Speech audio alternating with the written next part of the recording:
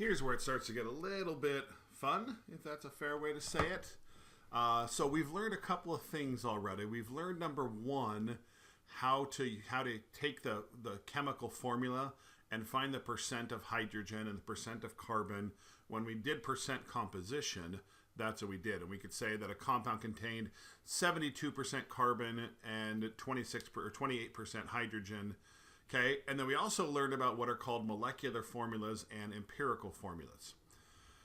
Now, what happens sometimes is many times a scientist will find an unknown compound. We'll go to a crime scene, we'll go to a drug bust, and they'll be able to find some chemicals, but they don't know what it is. They find this white substance, and it could be sugar, it could be salt, it could be some type of drug.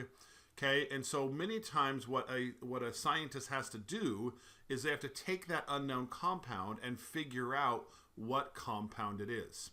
And so what they can do is they can take that compound and they can run it through a machine, and it will tell the scientist this compound contains 25% carbon, 30% hydrogen, 22% oxygen, or whatever.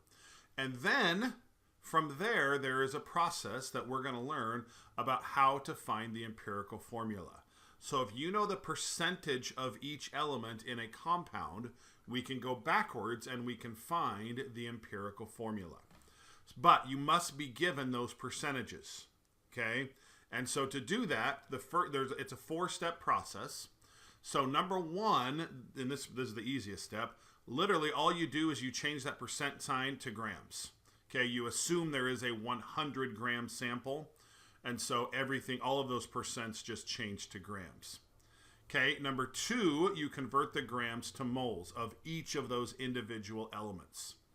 And then you divide all the numbers by the smallest number of moles, and then you're going to multiply. And again, this got confusing. Let's just look at an example. First of all, there's a nice little rhyme to help us remember how to do this. So the rhyme goes right here: percent to mass, mass to moles, divide by small, times till whole. So step number one is percent to mass, which means change the percents to grams. So here's an example problem. It says the percent composition of a compound is 40.92% carbon, 4.58% hydrogen, and 54.50% oxygen. So what's your first step? Percent to mass. So literally just change those percent signs to grams. Okay, so we assume we have 40.92 grams of carbon, 4.58 grams of hydrogen, and 54.50 grams of oxygen. Okay, our next step number two, is we're going to convert the grams of each substance to moles by dividing by the molar mass of each element. So that's step number two, mass to moles. So percent to mass, mass to moles, divide by small times till whole. So step number two, we look up the molar mass of each element on the periodic table, and we convert those grams to moles by dividing by the molar mass. And so now we have moles of carbon and hydrogen and oxygen. Okay, step number three, if you're going to forget a step, seems to be the step that students forget the most. So step number three is you look at your number of moles, 3.41, 4.58, and 3.41, and you divide everything by the smallest of those numbers. Well, obviously, 3.41 occurs twice, and that is the smallest number. So what does that mean? It means we divide everything by 3.41. Okay? Written out, you can see it. It looks like this. 3.41 divided by 3.41 is just 1. Same thing with the oxygen here. But when you take 4.58 divided by 3.41, you get 1.34. Now, if all of those values were really close to whole numbers, and when I say really close, I mean you might have gotten like 1.02 or maybe 2.98. Okay, if it's close to whole numbers, that's where after you divide by the smallest number, you can go, that's close enough. That's a 1, that's a 3. Okay, if it's not a whole number, this is nowhere near close enough to a whole number. It has to be really close to a whole number. If it's not, then you have to go to step number 4. Okay, and in step number 4, this is I don't want to say the tricky part, but here's the thinking part here. where you converted those percentages to grams, you converted those grams to moles, you divided by the smallest number, and then the last step is times till whole. Okay, so what that means is you're going to be multiplying. You might be multiplying by 2, you might be multiplying by 3, you might be multiplying by 4. It really just depends what numbers you got in the problem. For example, if I take 1.34 and I multiply by 2, that gives me 2.68. Is that really, really close to a whole number? It's not. 2.68. 2.98, sure. Okay. What if I multiply 1.34 by 4? Is that close to a whole number? Okay. If you do the math real quick, that's 5.36. No, that's not close to a whole number. Okay. So you have to find the number. Is it 2? Is it 3? Or is it 4? What's the smallest number that will get you to a whole number? 1.34 times 3 is equal to 4.02, and that is close to a whole number. So that means that this one here, and again, this 1.34 here, we have to multiply all of them, not just the 1.34. We have to multiply everything by 3. And the reason that it's 3 again is because 1.34 times 3 gets you really, really close to a whole number. Okay? Then, you're done. That's it. So, we multiply everything by 3, and so what do we get? We get 3 carbons, 4 hydrogens, and 3 oxygens. And that is your answer. It's C3H4O3. Now, so when's a good time to know when you multiply by 3? Well, we just saw an example. If you're somewhere around 0.33 or around 0.67, which is really the same as 1/3 and 2/3, if you're anywhere around those numbers, that's when you multiply by 3. Okay, if your decimal number is somewhere around 0.5, and again, it doesn't have to be exactly 0.5, it might be 0.49, it might be 0.51, then you're going to multiply by 2. If it's close to 0.25 or 0.75, then you're going to multiply by 4. What if it's like 0.16?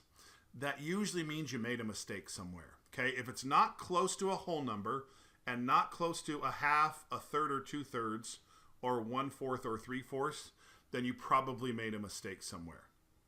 And that's okay. Just go back and try to figure out where you made that mistake, or ask me. Okay? But if it's got to be either close to a whole number, close to 0.5, close to 0.33 or 0.67, or close to 0.25 or 0.75. Okay?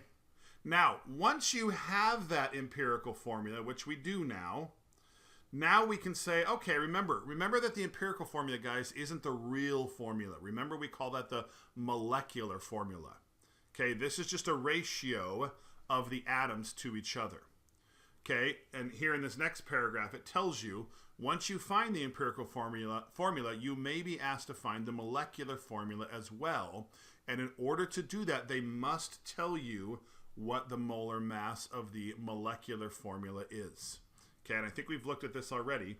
So now we're simply, and we've done this. So I know we've done this in previous lessons. So now we should know, okay, I take the mass of the empirical formula, which is going to be 36 plus 4 plus 48 equals 88.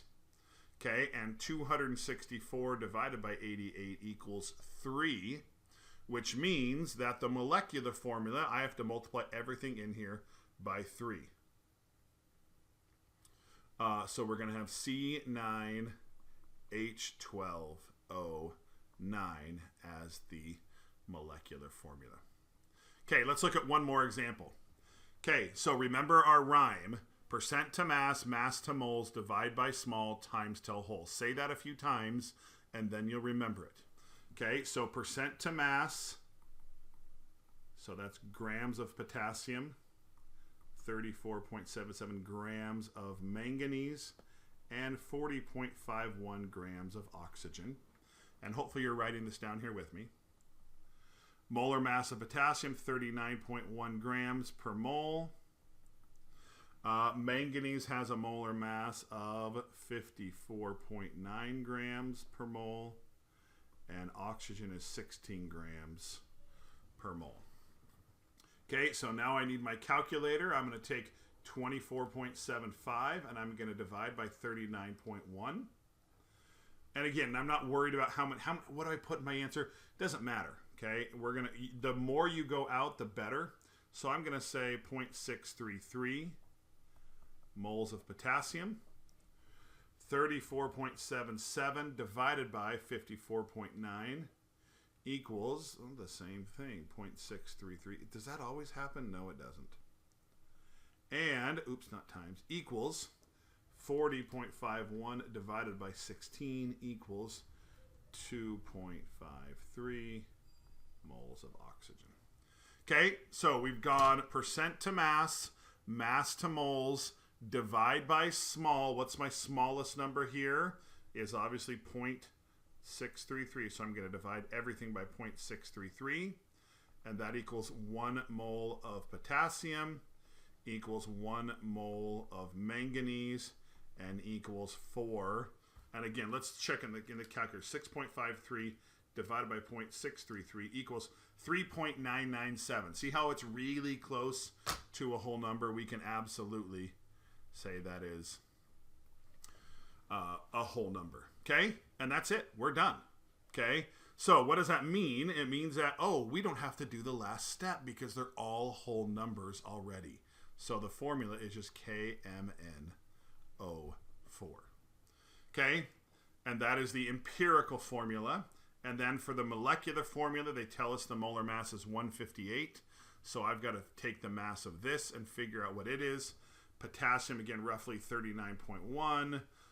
Manganese, 54.9 plus 64 is equal to 158 grams per mole. That means that the empirical formula is equal to the molecular formula. So the molecular formula is also KMNO4.